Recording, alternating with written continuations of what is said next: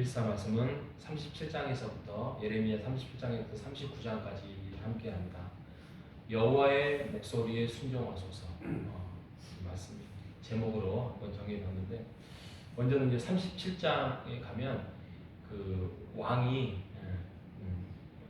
고니야라는 왕이죠. 여호와긴 왕이 지금 예레미야의 메시지는 하나님의 명령을 받아서 일괄적으로 똑같습니다. 바벨론에게 일단은 항복하소서, 그래야 생명을 유지합니다. 바벨론 왕에게 항복하소서.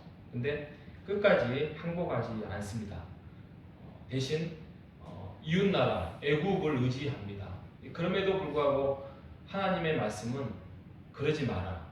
그러지 마라. 너희들은 일단 심판을 받고 거기에서 너희들이 다시 한번 하나님의 은혜 가운데서 포로로 살다가 거기에서 하나님이 다시 한번 새롭게 변화시켜서 너희 나라를 회복할 것이다라는 하나님의 어떻게 보면은 중장기 차원에서의 계획이 있는데도 불구하고 끝까지 거부하고 하나님을 왕으로 섬기지 아니하고 이웃나라를 또 자기의 계획을 그런 것들을 왕으로 섬기는 그런 모습을 살펴보고 있습니다. 그리고 이제 38장에 가면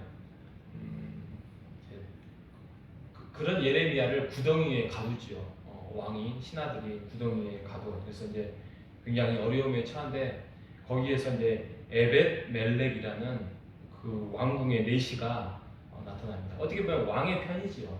근데 자신의 목숨을 걸고 그 예레미야를 이제 구해내지요. 구해내면서 이제 위로를 해주지요. 그러면서 그가 다시 그런 감옥 구덩이에서 이제 빠져나오게 됐는데, 우리가 38장의 말씀을 보면은 우리가 하나님의 일을 할 때 또 하나님의 뜻을 세워 나갈 때에 어떻게 보면은 혼자 일하는 것 같고 혼자 어려움에 처해서 이렇게 좀 외로울 때 하나님의 동역자를 하나님이 붙여주신다는 거죠. 우리가 그 동역자가 될 수도 있고 우리가 주의 일을 해나간데 동역자를 하나님이 붙여주실 수 있는 것입니다. 교회 일이 그런 거예요. 교회. 제가 이번 주말에 이번에 떡볶이 그 오뎅 그 청소년 그 하잖아요, 금요일날. 그래서 지난주에 한번 이제 우리가 해봤더니 초청장 그런 게 없잖아요. 그래서 주말에 이제 초청장을 이제 만들려고 하는데 제가 이제 컴퓨터나 그런 게 기술력이 딸려요. 그래서 그걸 이제 만들려고 해서 만들었어요. 어렵게 만들었어요. 만들었는데 제가 봐도 좀 이렇게 잘 만든 것 같지는 않습니다. 근데 이제 주일이 됐는데 이제 우리의 그 다음 세대 아이들이 그걸 딱 봤어요. 보면서 바꾸자 그러는 거예요. 바꿔가지고 정말 한 30분 만에 만들더라고요, 아이들이.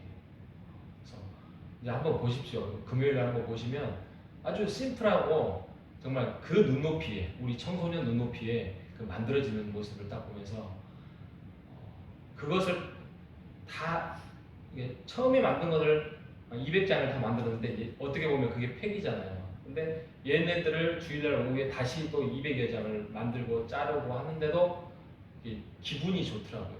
왜 기분이 좋냐? 이게 같이 일을 하니까 재밌더라고요. 혼자 일을 하면 짜증이 나요. 힘들어요. 여러분도 해보셔도 알겠지만 혼자 하는데 같이 하면, 같이 하고 하나님이 동역자라고 붙여준 사람, 또 내가 동역자로 주의 일을 할 때 보면은 굉장히 힘이 나요. 그리고 내가 할 수 없는 능력을 주위에 있는 사람들을 통해서 하나님이 붙여주신 모습을 느낄 때 굉장히 감동적으로 하나님께 감사하게 됩니다. 그래서 우리가 주의 일을 헌신을 하든지 아니면 동역자가 되든지 이렇게 두 가지 그 하나님의 계획 앞에서 우리가 서로 헌신하며 나아가는 우리 모두가 되시기를 바랍니다. 자, 오늘의 말씀의 핵심은 뭐냐?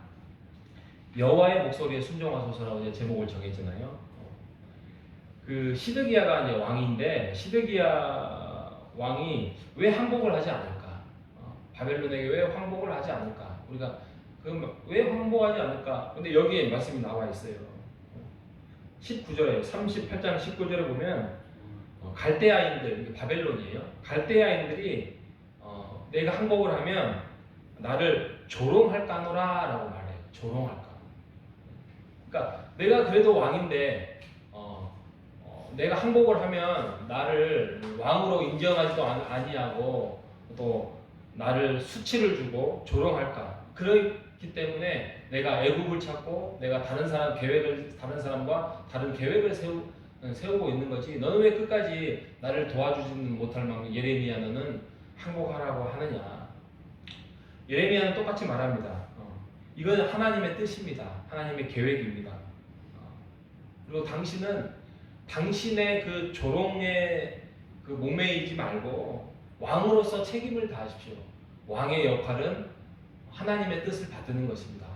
그래야 백성이 살고 또 그 국민들이 편안하게 생명을 유지하면서 비록 끌려는 가겠지만 다시 돌아올 수 있을 것입니다. 그러니 체면을 살리려고 하지 말고 생명을 보존하소서, 이렇게 말씀을 하고 있는 거예요. 그런데 그럼에도 불구하고 끝까지 버텨요. 끝까지 버티다가 결국에는 조롱 당할 거 다 당하고 체면 다 무너지고 결국에는 왕이 다 끌려가고 자녀들은 나중에 다 죽습니다. 그리고 본인은 눈이 다 뽑혀요. 그런 정말 부끄럽고 정말 창피하고 정말 있어서는 안 될 일들이 이제 벌어지게 되죠. 하나님의 뜻을 찾는 게 중요합니다. 그게 나에게 조롱이 되고 나의 체면이 무너지고 나에게 부끄러움이 당할지라도 만약에 하나님의 뜻이 그것을 무릎을 꿇으라고 한다면 또 그것에 대해서 너가 정말 그 자리를 지키라고 한다면 그 자리를 지켜야 되지요. 무릎을 꿇으라고 하면 무릎을 꿇어야 되죠. 나의 자존심, 나의 조롱, 나의 수치는 하나님의 뜻 앞에서는 감춰야 됩니다.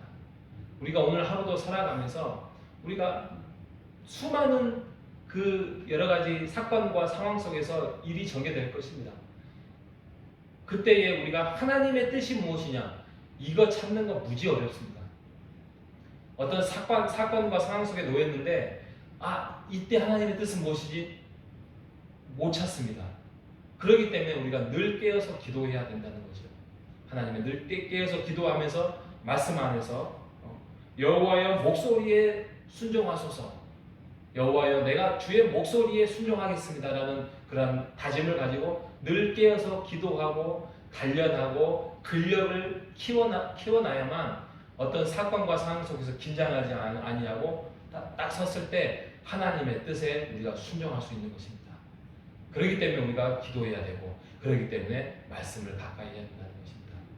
오늘 하루도 우리의 생명 또 우리의 하나님 앞에서 뜻 가운데서 순종하는 그 길이 무엇인지, 그게 복인지 또 그것을 내가 잘못된 길을 선택하지 않도록 우리가 늘 깨어서 기도하며 하나님의 말씀을 가까이 하는 하루 되시기를 바랍니다.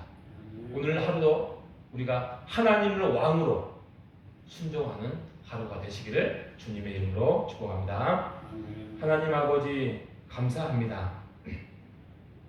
그리스도인이라는 것은 하나님의 나라와 하나님의 뜻을 세워나간 데에 하나님 나라의 동역자가 되는 것입니다. 우리가 동역자가 되든지 우리에게 동역자를 붙여주시든지 하나님께서 그러한 일들을 헤쳐나갈 때에 우리에게 힘이 되고 능력이 되기를 원합니다. 하나님, 우리가 오늘도 주님 앞에서 순종하며 나아가기를 원합니다. 주님의 목소리에 순종하기를 원합니다.